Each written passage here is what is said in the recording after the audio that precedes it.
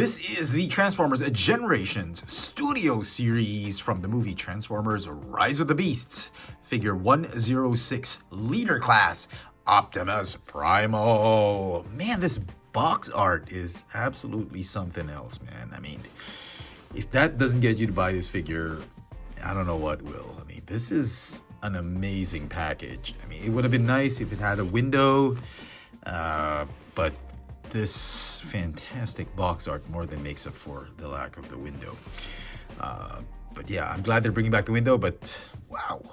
I can just say, if you put this on shelves, this will fly. Sell like hotcakes. I picked up this figure from Robo. Everyone seems to be thinking that this is the best Optimus Primal figure that Hasbro and Takara have ever come up with. Let's get this bad boy out of packaging. And here is Studio Series Optimus Primal out of the box, and I really don't know what to make of it. There are some good qualities about it, but the overall general look to it, especially in beast mode, we're beginning in beast mode because he came packaged in beast mode. Oh man, it feels like it's a huge mess. Honestly, don't know what to make of it. Let's take a closer look at the details of this new Studio Series Optimus Primal. So the figure comes packaged in Gorilla mode or Beast mode, and this is, I kid you not, this is the official mode as per the instructions. I was shocked that these panels right here are there and these are here, and that's the official transformation based on the instructions. And there is a ton of gaps, of exposed robot parts, it's like a half-finished beast mode, and this is not characteristic of a Studio Series figure. The head sculpt is pretty good though. I mean, that is Optimus Primal in the movie. It really looks like a menacing gorilla, ape head sculpt. And what's great about it is that the mandibles can open up. Look at that. That is Optimus Primal, named after the great warrior Optimus Prime. So yeah, very cool. I love the texture of this sort of gorilla skin or gorilla hide, gorilla fur on him. I do like that. I just wish they could have completed it and not really give us a robot in a gorilla suit. So yeah, look at the feet. I mean, seriously, Hasbro. This is a Studio Series foot or leg. I mean, come on. Studio Series supposed to have a lot of budget on the design, engineering, accuracy to the movie. Okay. Maybe they put the budget on the accessories. He comes with the battle axe of Optimus Prime. It's unpainted. Could have used some budget on that. His swords are painted though. He also comes with these, I don't know what these are. These are like chain accessories. These are flexible. They've got all sorts of hinges and they move in a different direction for each joint. So this one moves here, this one moves up, this one moves left, right, this one moves up and down. So yeah, it's interesting. You can connect it to his swords. You can connect the entire thing and you could really make a huge nunchaku sort of weapon. Didn't see this in the movie. Not really sure why they put it there. And finally, he has the Matrix of Leadership. No, I'm kidding. Obviously, this is the Transwarp key, which splits into two. That is interesting. Just like in the movie, it was split into two. Transwarp key that will bring them home to Cybertron, also bring Unicron into this universe. This one's really sculpted beautifully in this really nice metallic silver plastic. I think it's painted. It's gray plastic that's been painted, and there's a nice little paint on the middle right there.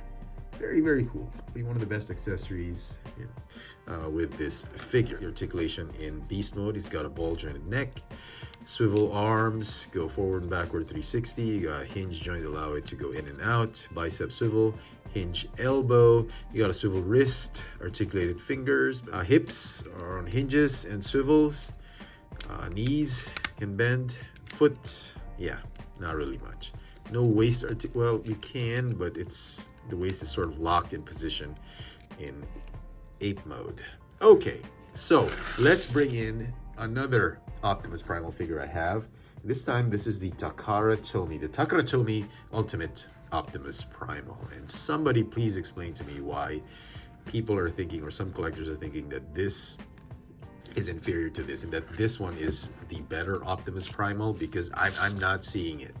This is the true leader class Optimus Primal. This one is a big deluxe class figure or a small Voyager class figure. Studio Series Optimus Primal. This is definitely not a leader class figure, because interestingly enough, Hasbro has somehow managed to give us a shrinking technology that shrinks these figures. And look, he fits in the palm of my hand. A palm-sized leader class figure. That's very thoughtful of Hasbro and Takara Tomy. They can bring along any leader class with you anywhere you went, because back in the day it was very difficult to bring along leader class figures wherever you went, because they were huge. Like this one, look at this, beefy, huge, solid. Now we can bring them because they're now the size of our palms. Very thoughtful of Hasbro and Takara Tomy. So for me, this is the leader class Optimus Primal. I mean, come on, you can't beat that. The only thing this thing does better is the jaws open up, and the sculpt I think is better. Color is better, silver is better, but oh yeah, no contest. Look at that. Also, he's got better swords. This one has unpainted, weird looking swords, so put that away. You can also stand him up like I showed off earlier. You can have him in an upright position, but very difficult to stand him up. Let me see if I can do it. Okay, so he can stand up. And then let's bring in the Voyager class Studio Series Buzzworthy Bumblebee Optimus Prime, and I think he looks more like a leader class than this guy. This is a Voyager class figure, and I mean, come on. And Hasbro's gonna say, oh, because we made him smaller, we shrunk him because the engineering, you know, you get to put money into the engineering. And yeah, where's all the money to complete the beast mode hide and all of that? But anyway, stand down. I mean, look at this. Yeah, are they in scale? I thought he would be a little bit bigger. I don't know. So transformation, before we begin, I wanted to point out something about the fingers. They're actually split into two. I'd earlier said that they move as one. All four fingers move simultaneously. No, they don't. The pinky and the ring are together. The index and the middle are together. So my bad for missing out on that. Now, incidentally, you can store all the weapons in beast mode if you wanted to. So the swords stay here. You can also put the swords on his hips. You can put the chain on his hips. The axe does peg into his hips, and the transwarp key, you can put it as a cigar in his mouth. So to begin the transformation, remove all the weapons and put them off to the side. So go ahead and close up the mouth. You're gonna go ahead and stand them up upright. The instructions tell you to do the torso transformation first, then the limbs. My suggestion is you do the legs and arms first before the torso. Legs, easy. You just open them up, unpeg, and then just open them up. You want to fold the animal foot inwards. That'll allow you to move the robot feet up and around. Okay, and then the shins, fold out the knee. The shins are going to tab onto that peg. Go ahead and do the same on the other leg. Fold down, and tab it onto that knee. Okay, the animal feet, you're gonna fold up. The heel spurs, fold them out. The knee pads or kneecaps, fold up this way. And essentially, those are the legs. You can see it's reversed. This transformation doesn't rotate the waist. The robot part is on this side, animal part is on this side. Okay, so next you want to do the arms. You want to just basically swap out the fists of the robot mode and the beast fist. So what you want to do is rotate the fist, fold this, rotate, and then rotate the fist back. Go ahead and open this panel up, rotate, close that up, and then close this panel back. And then this panel on the bicep is going to come down, fill in that gap. Do the same on the other side. Go ahead and rotate, fold out, rotate, rotate back. Go ahead and open this up, swing out, close, fold that panel, and then the bicep panel is going to fill in. All that's left is the torso. What you want to do is rotate and then lift him up. That's to give clearance so you can pop open this backpack. This panel right here, the belly of the beast, I'm going to pop it out. It is very tight the first time you try and do it, but once you get the hang of it, it becomes much easier. Fold it out. Rotate, it's on a ball peg, ball joint, and it's just gonna stay right there. Okay, this one is gonna fold up all the way back right here. And then it's gonna collapse onto the belly. And then this one, go ahead and fold this out, fold it up like this, rotate, fold it back down. Okay, so this entire hinge right here is gonna fold, collapse, and the backpack is gonna just tab onto the belly. This one's just gonna tab in right there. And that's essentially the backpack of Primal. Optimus Primal with a beast head in robot mode. So go ahead and fold down that chest cavity. Rotate that head, fold it up. Fold this one out, fold up. Make sure the head is pointed upward once again, otherwise you're not gonna be able to close this chest, the torso. And then fold everything back. Tab it in, and there you have Optimus Primal as the Black Panther. I'm kidding. He does look like the Black Panther with his head sculpt. Yep, pretty cool. That is the transformation into robot mode. Head to toe, the figure stands at about 17.5 centimeters tall, or about 6 3/4 inches tall. And for some size comparison, in robot mode, here he is with Voyager-class Buzzworthy Bumblebee Studio Series Rise of the Beast Optimus Prime, as well as the Takara Ultimate Optimus Primal. As far as comparing him with Optimus Prime from the same movie, I think the scale is right there. They're about the same height, but with the Takara Optimus Primal, I mean, come on. I honestly think there's no comparison. This is still the better Optimus Primal. I do love the proportions that this new studio series has. It's a more slender, well-proportioned Optimus Primal, but the old mythology, the source material, Primal was never really very slim. He was really beefy. He had big arms, big legs, big backpack. This one, it kind of feels he went to the gym more often, and he just really got ripped. I mean, it's not terrible. I actually do like it. But this one is, I think, closer to the source material than this one. In terms of the paint apps, which I forgot to mention in Beast mode, it's actually pretty good. I love the metallic gunmetal gray paint that they've used on him, the silver highlights, all metallic. The figure does have these, it looks and appears to be weathering, supposedly weathering. I'm not a big fan of that. I do prefer the cleaner, more polished look that this one has. But the weathering is supposed to, like in the movie, he had some aging on his metal. It kind of works, just like the one here on the abdomen of the ape mode. But I would have preferred a smoother, non-battle damaged paint apps for these. Still, they look much better than how the Siege figures looked with their battle damage. This is really nice. I think the sculpt looks much better than the Takara Tomy. It's just that I do prefer that one because of the mouth plate gimmick. But this one's really good. This is how a live-action Optimus Primal should look like. On his chest, you get the Maximal logo or faction symbol, more of the weathering here and there. And like I said, these sort of ape hide molded plastic on his forearms, on his legs. They really look nice.